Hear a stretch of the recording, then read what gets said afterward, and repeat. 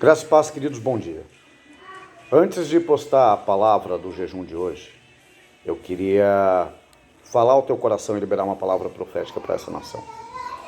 Eu queria começar dando alguns entendimentos que são necessários, porque alguns profetas do caos, alguns profetas de Baal, vão se calar diante disso. Quando nós começamos este jejum, houve um questionamento.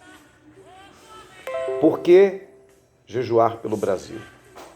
Por que ser, como usaram o termo, bairrista? E eu diria que nós fomos legalistas, fomos sábios. Há 14 anos eu disse que em um momento de caos, as nações se voltariam para o Brasil, porque o Brasil seria colocado como um estandarte para as nações. E no meio de tudo isso que aconteceu, nós tivemos pela primeira vez na história um presidente que convocou a nação ao arrependimento para um jejum.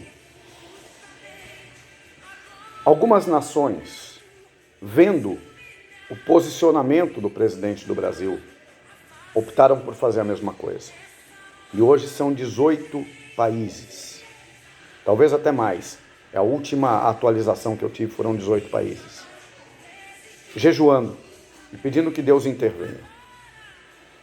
Segundo Crônicas 7,14, tem sido declarado sobre os céus das nações. Mas quem começou esse movimento foi o Brasil. Você entendeu agora o porquê que o Brasil era necessário ser o primeiro? Eu quero dar uma palavra a esses profetas de Baal. Deus te deu 2 ouvidos, uma boca. Se você não entendeu o recado, eu vou desenhar para você. Ouça mais e fale menos. Porque enquanto você fala o que o teu coração acha, o que a tua mente doente pensa, a nação perece.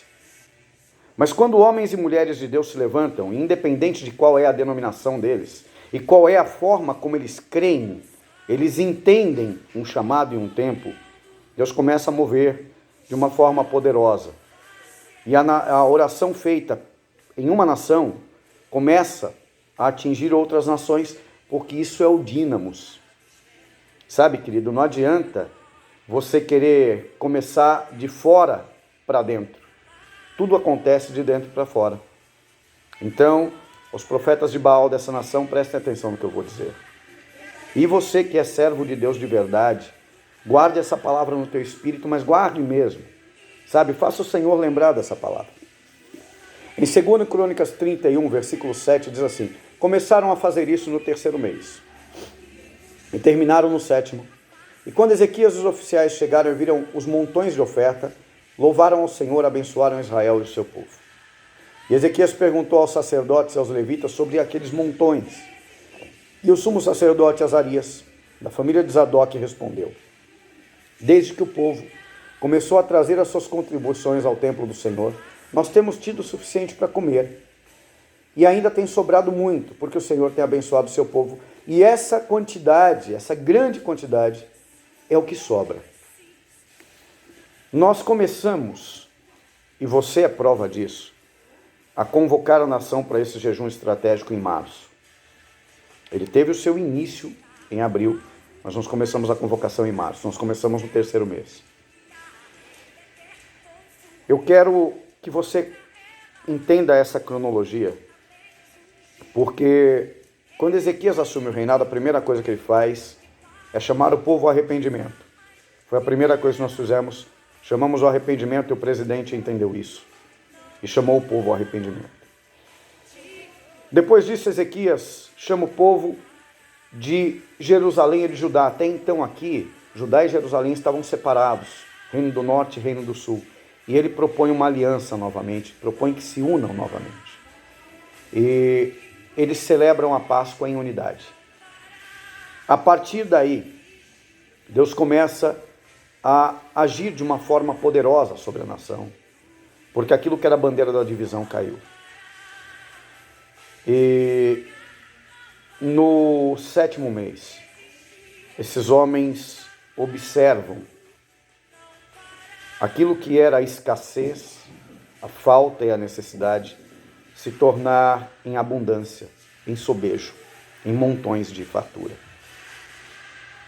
Todo mundo está profetizando que o Brasil vai quebrar, que as nações vão quebrar depois disso. E eu quero te dizer que isso não vai acontecer. Não vai. O que vai acontecer é que esses posicionamentos que estão sendo tomados agora vão começar a trazer as suas colheitas nos próximos meses. E nós viveremos a Páscoa de Deus. E a Páscoa é o que? É o livramento. Então essa praga vai estancar. Não só a nível Brasil, mas como a nível nações. Essa praga já está repreendida em nome de Jesus e ela vai cessar. Vai sair de sobre os céus das nações e os céus de Deus voltarão sobre as nações. E o favor de Deus será a mão do Senhor sobre nós para guardar e proteger e preservar. Então guarde isso no teu espírito, tá? Guarde isso. No 7º mês, nós veremos um aumento da economia e aquilo que era a falta que todo mundo esperava vai vir como fartura. Nós teremos os nossos celeiros supridos de forma poderosa. Nós teremos o suprimento de Deus de uma forma grandiosa e a nossa nação terá pela primeira vez um aumento na sua economia que vai ser muito claro e nós teremos a fartura sobre os celeiros do Brasil e também sobre os celeiros das nações. Agora guarde uma coisa, todo grande avivamento, toda a grande realização de Deus, todo o grande mover de Deus, todo grande posicionamento de homens e mulheres de Deus, e toda vez que uma nação se posiciona pelo Senhor, ou que nações se posicionam, nós temos o texto de 2 Crônicas 32 que diz assim, e depois disso, depois de toda essa fidelidade, veio Senaqueribe, rei da Síria, e deu contra a cidade de Jerusalém e de Judá. Agora, Senaqueribe, se você olhar, você vai perceber alguma coisa muito interessante no livro de Isaías quanto a isso. E aqui também vai dizer que 3 oficiais de Senaqueribe vieram e se acamparam na porta do meio. Mas é interessante você olhar como ele se levanta dizendo alguns absurdos contra Jerusalém. Ele diz, não pense vocês que eu vim contra vocês sem Deus, porque foi Deus que me mandou contra vocês. Primeira coisa que o inferno vai querer te dizer e que os profetas de Baal de plantão vão querer profetizar. Que o que vai se levantar como perseguição, como destruição, é aquilo que o Senhor mandou sobre a igreja, sobre você e sobre mim. Mentira! É algo que nós temos que nos posicionar para lutar. É lógico que nós teremos perseguições. É mister que aconteça. Não significa, todavia, que seja a vontade de Deus. É o resultado de escolhas humanas. Tá? E nós temos que nos posicionar. E quando nós nos posicionamos, e quando eu digo o seguinte, entenda isso. Não é que Deus não mandou isso acontecer, Ele já determinou isso, está em Apocalipse. Mas isso não isenta a tua responsabilidade e a minha de resistir a isso. É isso que eu quero que você entenda. Não é porque Deus enviou algo que nós temos que simplesmente nos curvar e parar diante do inimigo que vem contra as nossas vidas. Deus ele vai enviar a tribulação, sim, é mister, foi profetizado. Mas você e eu temos que nos posicionar diante dela, diante da situação e diante dos inimigos que virão. É isso que eu estou dizendo. Senaqueribe se levantou, era mister que acontecesse. Mas era para que Jerusalém tivesse uma experiência poderosa. Era para que se posicionassem em um novo nível e era para que vencessem uma guerra numa outra esfera. E é isso que Deus está nos chamando, por isso, gerar um coração de guerreiro sobre essa nação.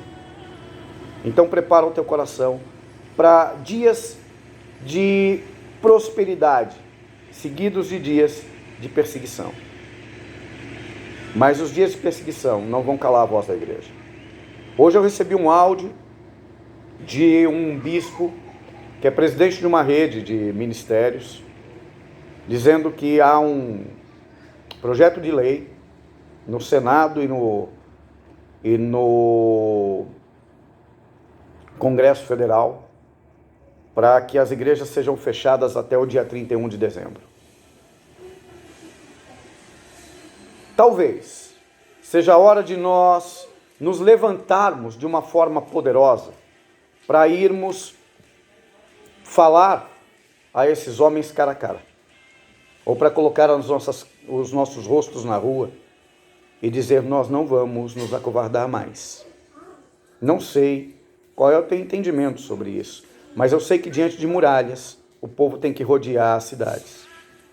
Então, é bem provável que nós teremos uma escolha pela frente entre nos calar diante de algumas autoridades e nos levantarmos como Daniel, Sadraque, Mesaque e Abednego e fazermos valer a autoridade do Deus dos céus diante da autoridade dos homens da terra. Então, pense de que lado você está. Deus abençoe a tua vida.